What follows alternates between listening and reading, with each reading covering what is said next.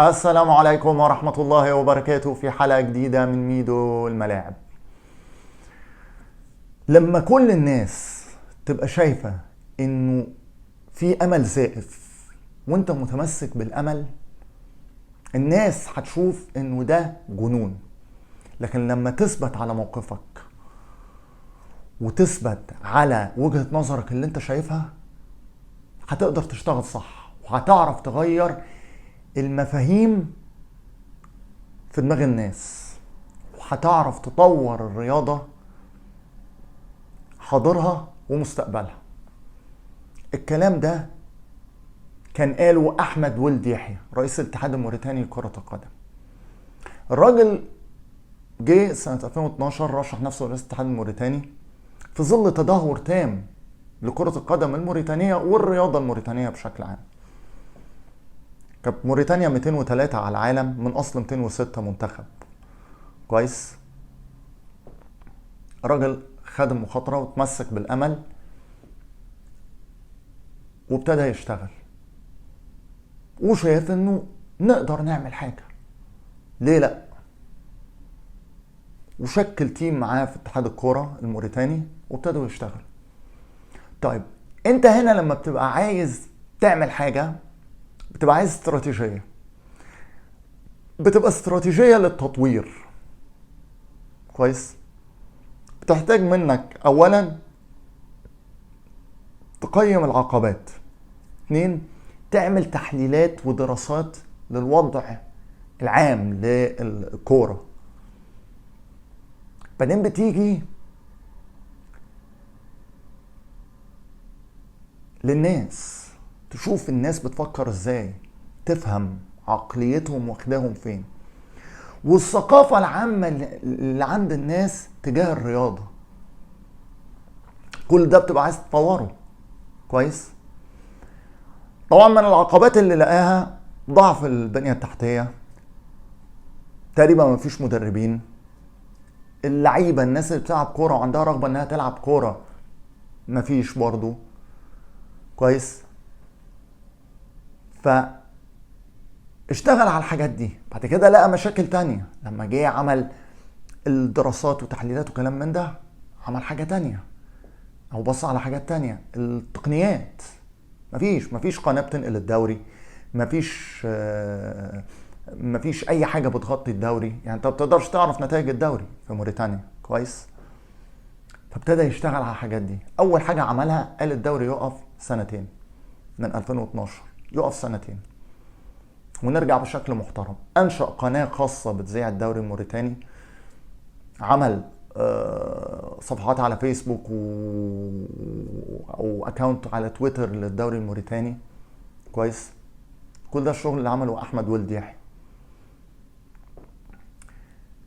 اللي انا بعتبره مطور الرياضة في موريتانيا، مش كرة القدم بس، وهتفهموا كلامي خلال الحلقة. لما جه على حتة المدربين واللعيبة راح للكوفريتشيانو. كوفريتشيانو دي اهم مدرسة كورة في العالم، في ايطاليا، يعني في شمال ايطاليا. اهم مدرسة كورة في العالم.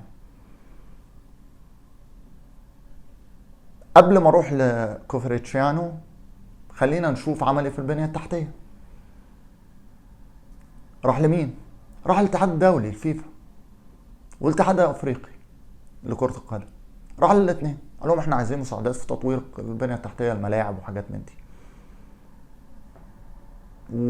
وعمل شغل كبير علشان يحصل على المساعدات دي، علشان يطور البنية التحتية، ملاعب وملاعب تدريب وملاعب ماتشات وحاجات من دي. طيب ده الجانب بتاع البنية التحتية.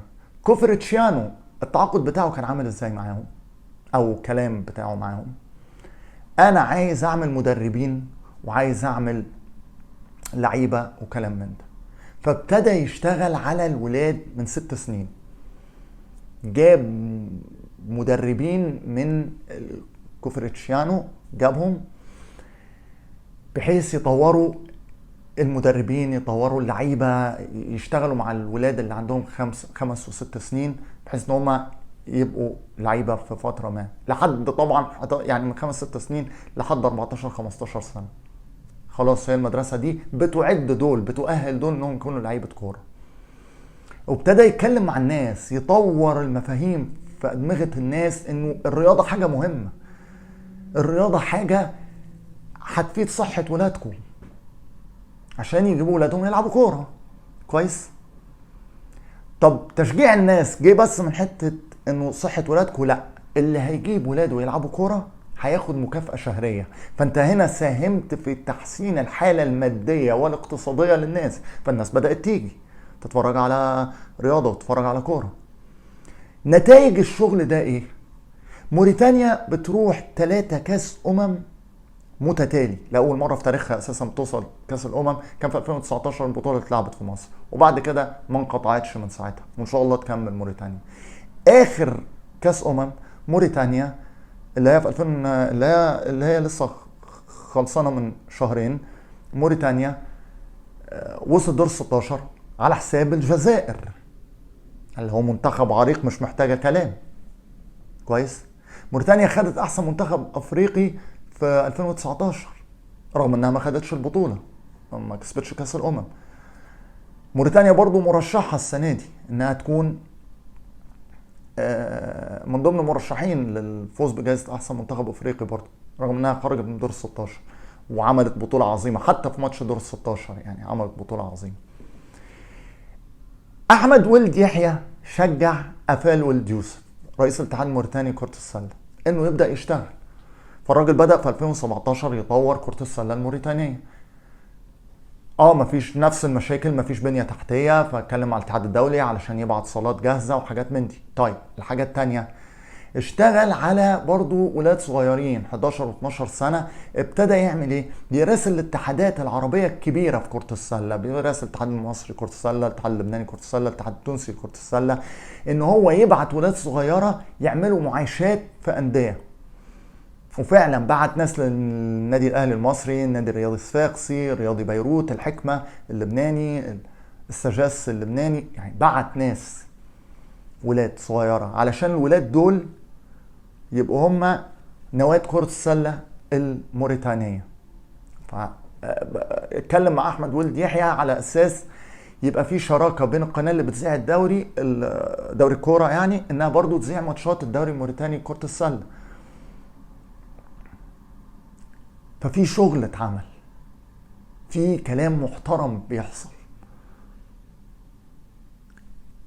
نموذج تطور الرياضة في موريتانيا مضيء جدا ومبهج جدا. وصراحة أنا لما بشوف اما بشوف الشغل العلمي ده في أي بلد عربي بكون فخور بيه، بكون فخور بيه جدا، وبستشهد بيه وببرزه. لأن تطور الرياضة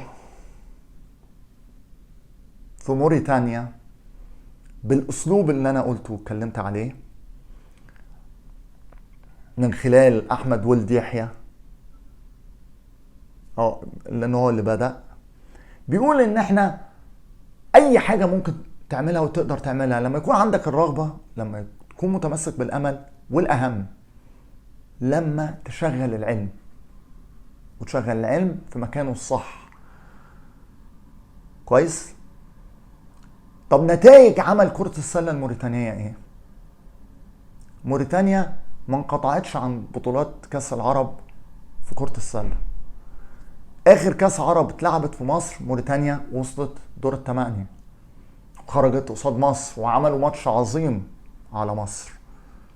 البطولة كانت في مصر عندنا، وعملوا بطولة عظيمة، والماتش اللي خرجوا فيه مع مصر عملوا ماتش عظيم على مصر الحقيقة. وهي موريتانيا مرشحة انها تكون مرشحة لجائزة افضل منتخب عربي، او رشحت لجائزة احسن منتخب عربي رغم انها ما كسبتش البطولة. مصر كسبت كاس العرب، مرشحة مع مصر وليبيا انها تكون افضل منتخب عربي لعام 2023. شغل عظيم. فتحياتي لموريتانيا، نموذج عربي محترم جدا بجد. انا مبهور جدا بده وسعيد جدا بده. تحياتي كمان لأهلنا في موريتانيا وأشقائنا ببلد عربي شقيق وعلى دماغنا طبعا يعني. فلتحيا فلسطين، فلتحيا فلسطين، فلتحيا فلسطين. ربنا ينصر فلسطين، وربنا يحفظ فلسطين، يحفظ امهاتنا وابائنا، بناتنا واولادنا، اخواتنا واخواتنا. ربنا ينصر المقاومه الفلسطينيه ويسدد رميها على كيان المرتزقه المجرم القاتل الغاصب للارض من 75 سنه او من 76 سنه. فلسطين واهلنا في فلسطين هم اطهر شرف الامه العربيه. كده اكون وصلت معاكم لاخر الحلقه. اتمنى تكون الحلقه عجبتكم، اتمنى يكون الموضوع نال اعجابكم، واترككم في رعايه الله وامنه وحفظه وسلامته. على ان القاكم في حلقه جديده من ميدو الملاعب. عاش العرب، كل العرب. عاشت فلسطين حره عربيه ابيه، بكل العرب ولكل العرب.